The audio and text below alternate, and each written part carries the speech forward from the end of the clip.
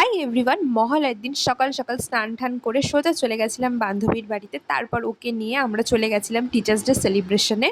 গোটা college life জুড়ে যে দাদার কাছে আমরা আড্ডা মেরে পড়াশোনা করে এরকম সাথে অনেক মজা করে কাটিয়েছি, সেই দাদার ব্যাচেই আজকে আমরা এক্স স্টুডেন্ট হয়ে গেছিলাম। আগের বছরও গেছিলাম, তাই এই বছরও গেছি।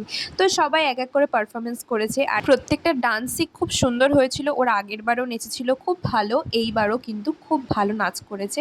আর এটাই ভাবছো তো যে এক ড্রেস পরে আরেকটা ড্রেস কী করে হলো? এই নাচটা করার জন্য ওই ড্রেসটা না একদম পারফেক্ট ছিল না, তাই আমি বাড়ি থেকে চেঞ্জ করে এসেছিলাম। খুব মজা করেছি, সেই দিনটা খুব ভালো কাটিয়েছি।